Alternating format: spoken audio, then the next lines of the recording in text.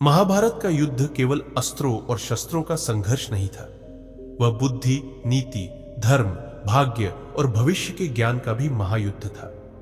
कुरुक्षेत्र की उस पवित्र भूमि पर जितने योद्धा खड़े थे, उतनी ही कथाएं वहां जीवित थीं।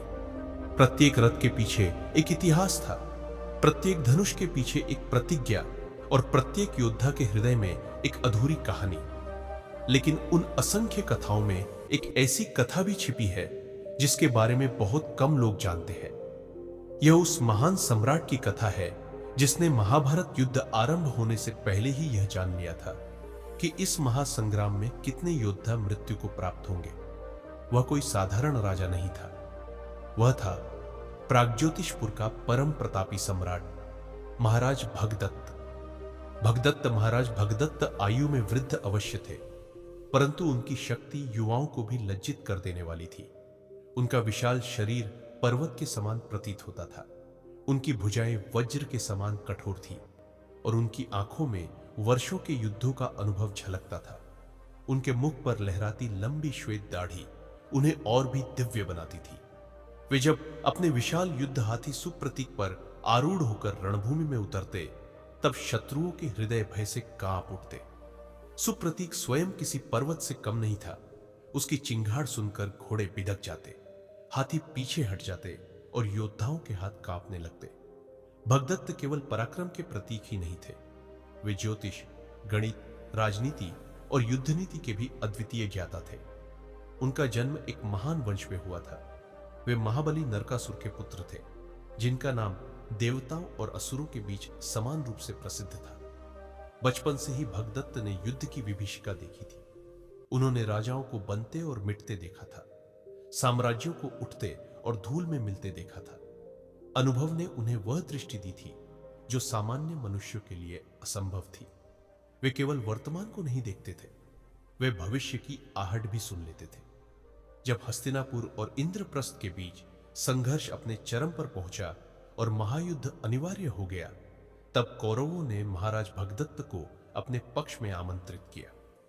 दुर्योधन भली भांति जानता था कि यदि भगदत्त उसके साथ है तो उसकी सेना का बल कई गुना बढ़ जाएगा। वृद्धावस्था के बावजूद भगदत्त ने आमंत्रण स्वीकार किया। उनके लिए युद्ध केवल मित्रता निभाने का माध्यम नहीं था, यह उनके क्षत्रिय धर्म का पालन भी था। कुरुक्षेत्र पहुंचने से पहले एक रात उन्होंने अपने शिविर से बाहर निकलकर आकाश की ओर दृष्टि उठाई। नक्षत्र असामान्य स्थिति में थे, चंद्रमा की शीतलता में भी एक विचित्र उदासी थी।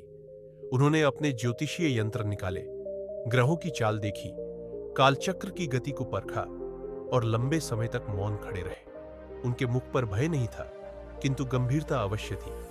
कुछ देर पश्चात उन्होंने गहरी सांस लेकर कहा, यह केवल युद्ध नहीं है, यह युगांत है। अगले दिन दुर्योधन ने उन्हें अपने राजकीय शिविर में बुलाया। वहां भीष्म, द्रोण, कर्ण, कृपाचार्य और अन्य महारथी उपस्थित थे। दुर्योधन ने उत्सुकता से पूछा, महाराज, आपने कल रात्रि आकाश का गहन अध्ययन किया था, आपने क्या देखा? भगदत्त ने गंभीर स्वर में उत्तर दिया, मैंने मृत्यु को देखा है।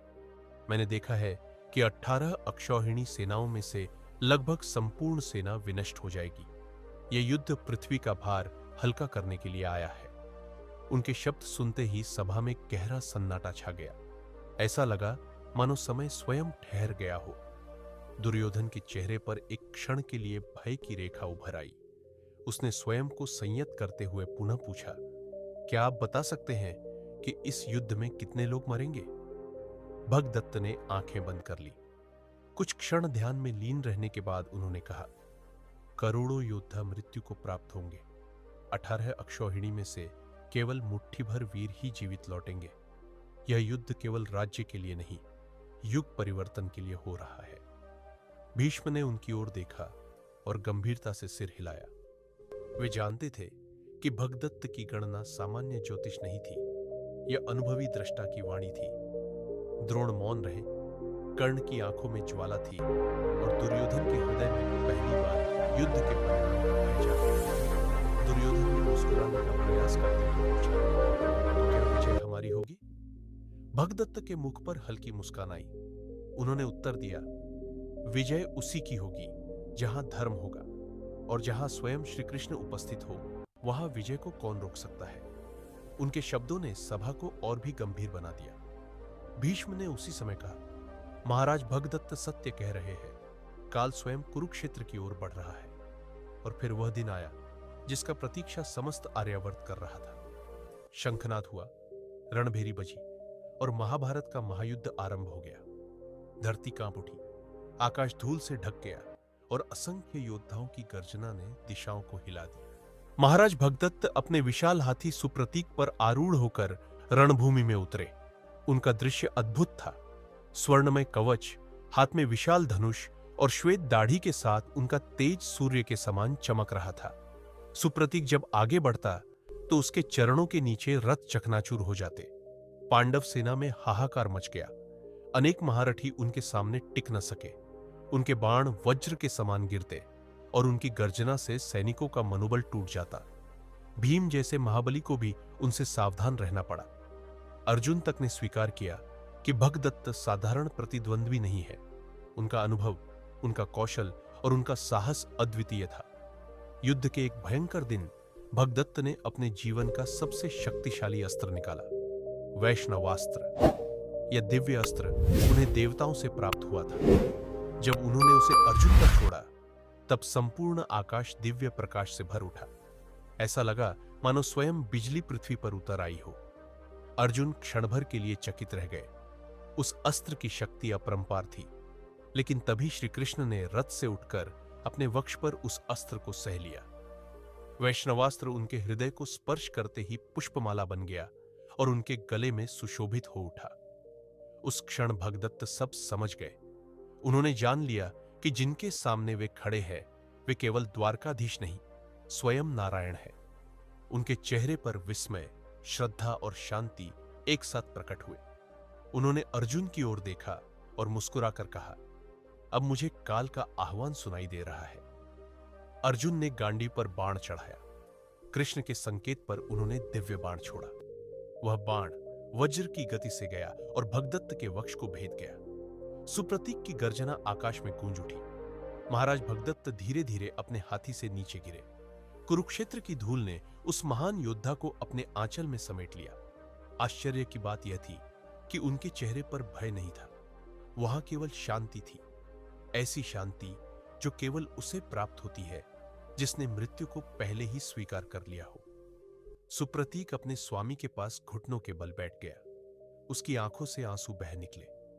अर्जुन ने अपना धनुष झुका दिया और श्री कृष्ण ने मौन होकर उस महान योद्धा को श्रद्धांजलि दी। युद्ध चलता रहा। 18 दिनों तक रक्त की नदियां बहती रही। महान महारथी एक एक कर धराशायी होते गए। भीष्म गिरे, द्रोण गिरे, कर्ण गिरे और अंततः दुर्योधन भी पराजित हुआ। जब युद्ध समाप्त हुआ, तब कुरुक्षेत्र की भूमि शवों से पटी हुई थी। जैसा भगदत्त ने कहा था, वैसा ही हुआ। 18 अक्षौहिणी सेना लगभग पूर्णतः नष्ट हो चुकी थी। केवल कुछ ही योद्धा जीवित बचे। 5 पांडव, श्री कृष्ण, सात्यकी, कृपाचार्य, अश्वत्थामा, कृतवर्मा, युयुत्सु और कुछ अन्य। भगदत्त की भविष्यवाणी अक्षरशः सत्य सिद्ध हुई। आज भी महाभारत के विद्वानों के बीच यह कथा आदरपूर्वक सुनाई जाती है कि यदि किसी राजा ने युद्ध आरंभ होने से पहले मृत्यु की सटीक गणना की थी, तो वह महाराज भगदत्त थे। वे केवल योद्धा नहीं थे, वे काल के संकेतों को पढ़ने वाले दृष्टा थे। उन्होंने युद्ध में भाग लिया, अपने मित्र का साथ निभाया, क्षत्रिय धर्म का पालन किया और वीरगति प्राप्त की। पराजित होकर भी वे अमर हो गए। यही महाभारत की सबसे बड़ी शिक्षा है। महानता केवल विजय में नहीं होती, कभी कभी पराजय भी मनुष्य को अमर बना देती है। महाराज भगदत्त उन्हीं अमर योद्धाओं में से एक है। जब भी कुरुक्षेत्र की कथा कही जाएगी, उस वृद्ध सम्राट का नाम आदर और श्रद्धा से लिया जाएगा, जिसने युद्ध शुरू होने से पहले ही मृत्यु की पूरी गणना कर ली थी। और यही उन्हें महाभारत के सबसे रहस्यमयी, विद्वान और अद्वितीय राजाओं में स्थान देता है। कहानी अगर दोस्तों आपको अच्छी लगी तो प्लीज आपसे रिक्वेस्ट करता हूं, धर्म ग्रंथ चैनल को लाइक एंड सब्सक्राइब करें, अपने दोस्तों में इस कहानी को शेयर करें ताकि मोटिवेशन मिले और मैं आपके लिए ऐसी मोटिवेशनल कहानी लाता रहूं। धन्यवाद दोस्तों। कहानी के अंत में राधे राधे।